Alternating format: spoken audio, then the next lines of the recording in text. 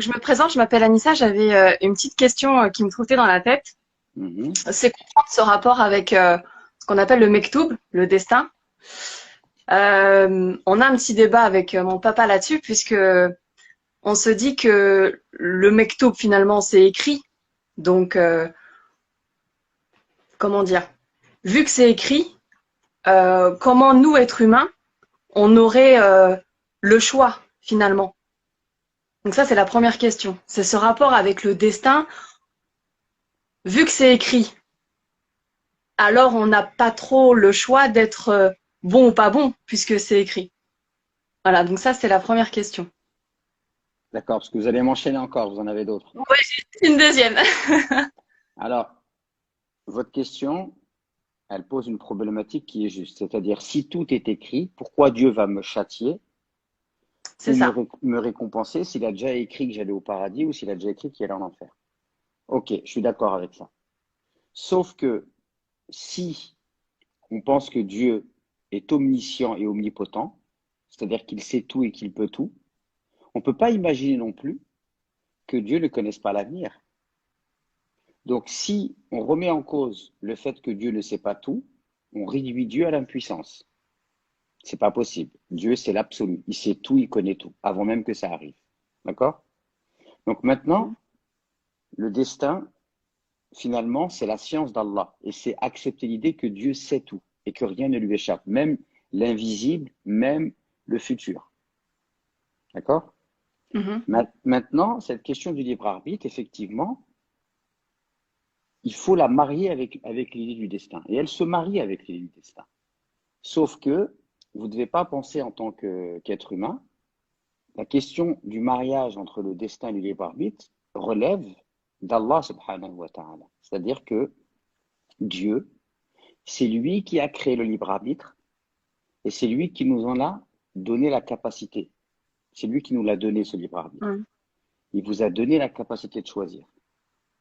Mais comme c'est lui qui vous a donné la capacité de choisir, c'est lui qui a créé cette capacité de choisir, est-ce que vous pensez qu'elle échappe à sa connaissance? Donc Dieu, quand il vous crée, il vous a donné la capacité de choisir et il sait déjà quel chemin vous allez suivre. Mais c'est vous qui avez fait vos choix. C'est pour ça que vous êtes responsable du bien que vous allez faire ou du mal que vous avez fait. D'ailleurs, est-ce que vous connaissez déjà des êtres humains qui marchent et qui marchent vers le feu et qui disent: ah, bah, je suis désolé, c'est mon destin. Mhm. D'accord? Vous connaissez Mhm. déjà des êtres humains qui, lorsqu'ils font un voyage, ils disent: non, non, nous, on a pris le chemin le plus galère parce que c'était écrit dans notre destin. Non. Les gens font des choix. Vous faites des choix. Vous avez bien la sensation de choisir et de faire vos propres choix. Oui Mhm. ou non? Ça vous est Ouais. déjà arrivé d'avoir une réussite ou d'avoir fait quelque chose de bien et de dire: non, non, non, n'imputez pas la récompense parce qu'en fait, c'était Mhm. déjà écrit. Non. Oui, c'était écrit, mais c'est vous qui avez fait le choix. Seulement ce choix-là, même si c'est vous qui le faites, il n'échappe pas à la connaissance divine. Ok. Ça marche ou pas? Je vous donne Ouais, un ça va. exemple. Je vous donne un exemple. Imaginez que en classe de terminale, d'accord? En classe de terminale, au début de l'année, le professeur il fait un test et il dit dans la classe, il y a 20 élèves, il y a 40%, je suis sûr, qu'ils vont avoir le baccalauréat au premier tour.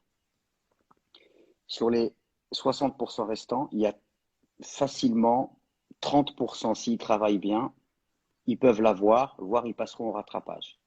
Et dans les 30% restants, il y en a 15, je suis sûr qu'ils ne l'auront pas. Et les 15%, ça va dépendre de leur année. Si à la fin de l'année, tous ces pronostics sont bons, est-ce que les élèves vont pouvoir dire: oh, je l'ai raté, c'est pas juste parce que tu le savais déjà? Non, c'est une prédiction parce que Mhm. le prof, il a une expérience. Donc ça, c'est un exemple avec un être humain qui est limité, qui ne connaît pas le futur, etc. Mais déjà, il arrive à faire une prédiction en fonction d'une expertise qu'il a. Alors, vous imaginez Dieu. Dieu, il n'y a aucune comparaison possible avec Dieu.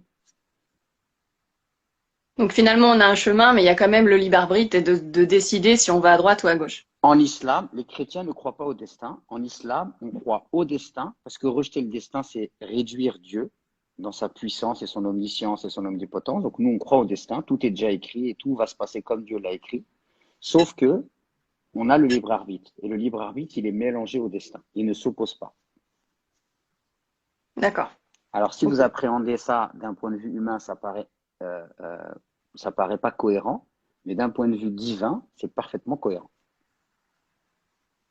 d'accord.